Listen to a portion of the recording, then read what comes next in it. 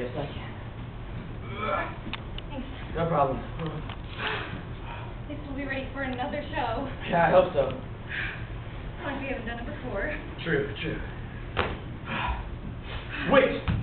I got a great idea. Now listen. Tomorrow, when the carriage arrives, I want you to pause, curtsy to the soldiers, and then I'm going to put a spotlight on your face that suggests that you descended like an angel from heaven.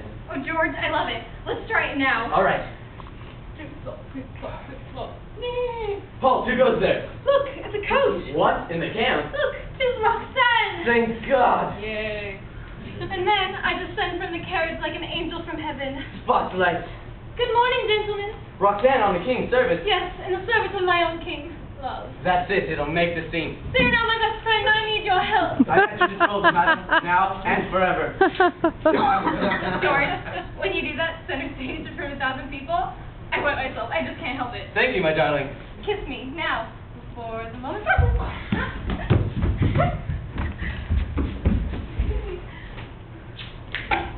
Don't mind me, I'm just a hired cow. Oh, if it isn't the hound of the Baskervilles. Oh, George, stop. Oh, she can't hear a word I'm saying. She hasn't heard a word in 20 years, have you, Quasimodo? George! Hey, Ethel, have you frightened any children lately? Offer them a ride on your broomstick? George!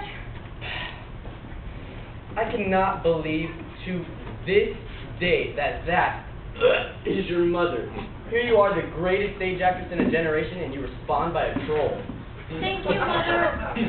Thank you, Mother. George, I have my hearing aid in, now grow up. Ow! Get on my neck. Charlotte, am I getting old? No, dear, you're just falling apart. No wonder they didn't want me for the Pimpernel movie. Dear, they didn't want us. No wonder Hollywood is such a cesspool. I mean, really, Frank Capra directed The Twilight of the Scarlet Pimpernel? I didn't even get to meet him. Nor did I, nor do I care to. May he rot in hell. I can see it now. Scarlet Pimpernel goes to Washington. Exactly! Ow! God, my neck. Turn around, George. Don't work on it. Do you realize they started filming yesterday? The cameras are rolling and Ronald Coleman is wearing my tights. Oh, George, some have a Ronald Coleman in their career, Garson. You're right. I'm sure she'll do a perfectly adequate job. You're right. That's what they want. I agree entirely. Stupid little bitch. I met her once. Did you know that? She was filming Pride and Prejudice, and I was next door filming Apache Woman. She was cutting up little tea sandwiches, and I was boiling a pig in a teepee. Charlotte? She was making love to Laurence Olivier, and I was sacrificing a chicken with beef chunk and chunk. Charlotte! Feeling better? Yeah, but don't stop. George, can I ask you a question? Uh-huh. Did you sleep with Eileen? Charlotte, how could you say such a thing? I've seen the way you look at her. She's a pretty girl. I'm not dead. Yet anyway. You know exactly when it happened. We were in the middle of that terrible fight. And whose fault was that? It was your fault, dear. You called me the world's oldest living ingenue. I merely mentioned that a woman in her 50s shouldn't play St. Joan. It's like watching Eleanor Roosevelt play Peter Pan. I happen to admire Eleanor Roosevelt. So do I, but I don't want to watch her fly out the window. You're changing the subject. My God, Eileen barely knows I exist. Oh, please. When you walk into the room, she starts to glow. I could use her for a reading lamp. You are off your rocker. It's extraordinary. It's unkind. I wouldn't mind so much, George, if you just tell me the truth. Did you sleep with her or didn't you? Yes or no?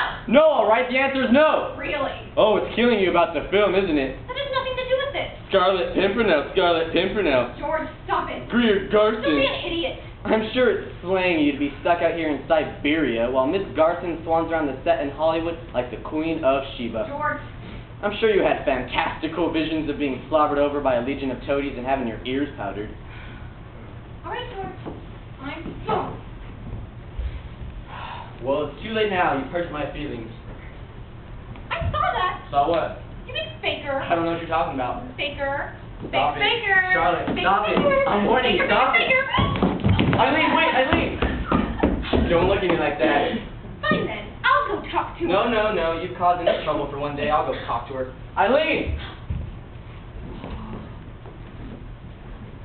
Hello, Paul. What's with Eileen? I mean, she ran on past me. I think she was crying. I don't know. She was born in Buffalo. Maybe she suddenly realized she's still here. Actually, she loves to do it, but what she really wants to do is television. Oh, I'm sure. She can do all right. She's pretty, wholesome. Wholesome isn't the word.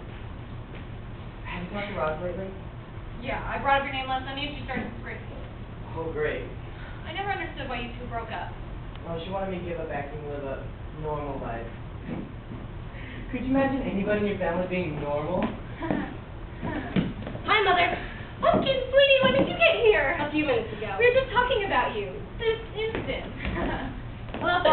pause. How's showbiz? Great, never been happier. Good, I'm thrilled. This is going well. I thought you were in New York. I came back to work for your parents. How nice. I'm gonna go check on Eileen. Why don't you just get married and get it over with? I wish you would stop trying to run my life. It's my life, you know. You're right. I'm sorry, you're right. Oh, Mother. You're only the woman who birthed you. 12 pounds, 14 ounces. Maybe it's a forklift. Mother! She lost herself and she... Rosalind, my baby! Daddy. How's my little girl?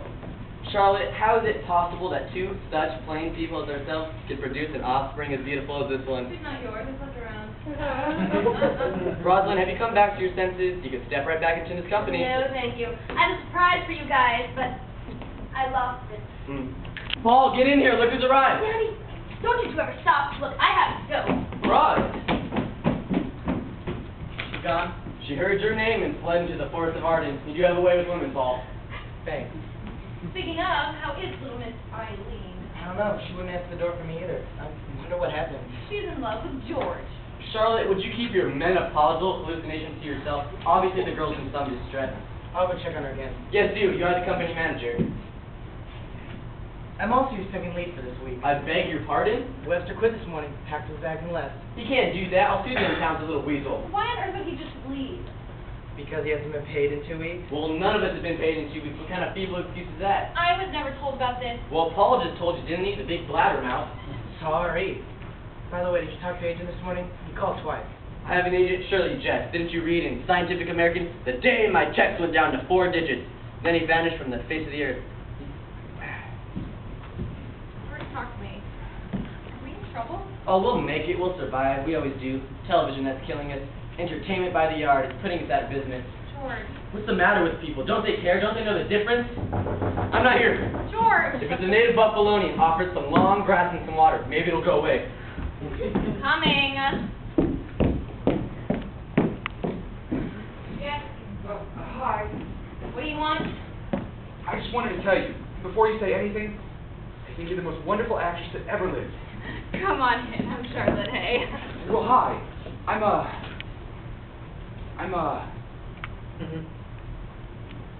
oh my God. Knock, knock. Richard, what a wonderful surprise! Hello, Charlotte. How do you do? Richard Maynard. You are? I would ask him that. Apparently it's a trick question. Are you famous too? No, but apparently in our minds some people have already up. Mr. Maynard is our lawyer and represents all the major stars in Hollywood. Wow. Who's your favorite? Besides Charlotte, of course. Oh, Esther Williams. Do you know her? I taught her to swim. Wow. Look, do you think you could perhaps come back at another time? Oh, sure? It was stunning meeting you, whoever you are. Oh, wait. I remember now. It's how... Richard, what are you doing here? Well, I was sitting in my office this morning, making a great deal of money, and suddenly I realized I was terribly bored. So I thought, what could I do to cheer myself up? Well, I considered raising my billing rate. That normally does it. But then I thought, no, I'd much rather take Charlotte to lunch. So you flew here all the way from New York City? I was on a plane, of course. Oh, Richard, you're such a darling, I accept. In fact, I could use some cheering up myself. What is the brute done to you this time? I don't know, maybe it's nothing. Maybe I'm just tired. Well, of course you're tired. It's human that we can drag you from one city to another. To top it all off, I just realized we're not meeting our payroll. I know that. You do? It's quite serious. I've told George for months to start cutting down on expenses. Well, what are we supposed to do? Well, you could do a movie, or better yet, some television. We could do another play. Pygmalion always makes money. Charlotte, hello in there. It's 1953. The road is dead. The only stars left touring besides you two are Cornell and the Lund, and they have a combined age of 1,462. Well, what am I supposed to do? Well, for starters, you can marry me. I have tons of money, but no one to spend it on. Except the cat with the thyroid problem. You've gotten rather large. I had some friends last night. They thought I bought a new sofa. Would you be serious? I'm being serious. I'll have to move out soon. Richard! Charlotte, listen to me. I'm not very good at this. I cannot lie to you the way most men do and tell you that your chief amendment is a mask. Hell, I don't even know what the mask is. But you really do deserve better than this. Let me pamper you a little. We can take a cruise together anywhere in the entire world. Rochester, Schenectady. Oh, Richard, you do make me very happy. Good. You deserve it. And frankly, so do I. I'm tired of living alone. But what about George? No? I don't want to live with him. Richard! Oh, I do love you so much. You're all I think about anymore. Richard. Charlotte.